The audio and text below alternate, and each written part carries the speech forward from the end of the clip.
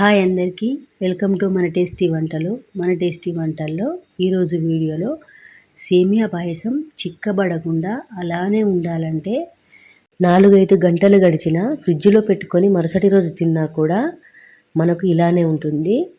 ఇలాంటి సేమియా పాయసం ఎలా చేసుకోవాలో చూడండి. ముందుగా 1 కప్పు సేమియా తీసుకోవాలి. ఏ కప్పుతో సేమియా తీసుకున్నారో అదే కప్పుతో పాలు, పంచదార, డ్రై ఫ్రూట్స్, వాటర్ వేసుకోవాలి. ముందుగా ఒక బౌల్ తీసుకొని ఆ బౌల్లో సేమియా తీసుకున్న కప్పుతోని 3 కప్పుల వరకు చిక్కటి పాలు పోసుకోవాలి.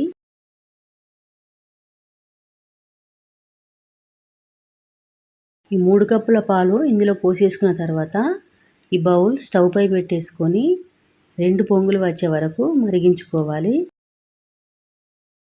ఇప్పుడు మరొక స్టవ్ పై బౌల్ పెట్టేసుకొని ఇందులో 1 స్పూను ఆవు నెయ్యి వేసుకుంటున్నాను.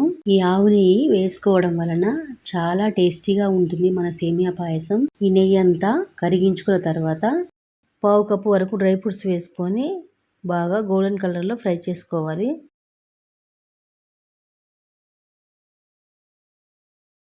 ఈ డ్రై ఫ్రూట్స్ మంచి గోల్డెన్ కలర్లో వేగిపోయాయి. తీసి పక్కన పెట్టేసుకోవాలి. పాలైతే మనకు మంచిగా మరిగిపోయాయి చూడండి. ఈ డ్రై ఫ్రూట్స్ తీసేసుకున్న తర్వాత 1 కప్పు సేమియా ఇందులో వేసి దోరగా వేగించుకోవాలి.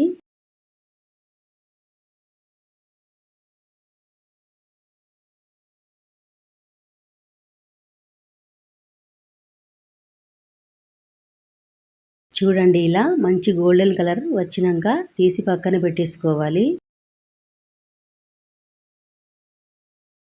సేమియా తీసేసుకున్న తర్వాత ఇదే కప్పుతో 2 కప్పులు వాటర్ పోసుకోవాలి.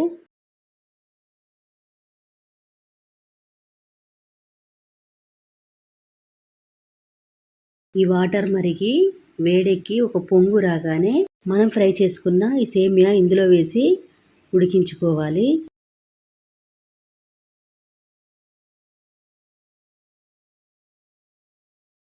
ఉండలు కట్టకుండా ఇలా గరిటెతోనే కలుపుకోవాలి.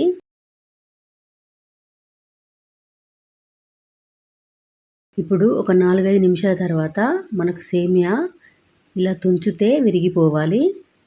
చూడండి, ఇలా ఉడికించుకోవాలి. ఇలా కొంచెం ఉడికిన తర్వాత ఇందులోనే మనం ముందుగా మరిగించుకున్న ఈ పాలు పోసుకోవాలి.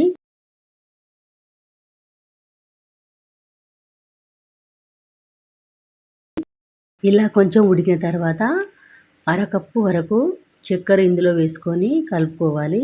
మీకు ఎక్కువ స్వీట్ కావాలనుకుంటే మరో 2-3 స్పూన్లు వేసుకోండి.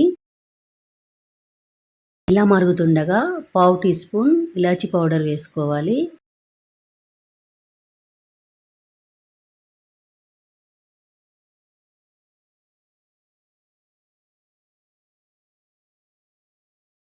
ఇప్పుడు ఇందులో మనం ముందుగా ఫ్రై చేసి పెట్టుకున్న డ్రై ఫ్రూట్స్ ఇందులో వేసుకోవాలి.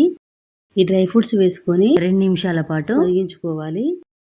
ఇంతేనండి, ఎంతో టేస్టీగా ఉండే మన సేమియా పాయసం రెడీ అయిపోయింది.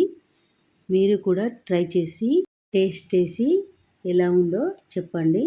మా సేమియా పాయసం మీకు నచ్చినట్లయితే లైక్ చేయండి, షేర్ చేయండి, సబ్స్క్రైబ్ చేయండి.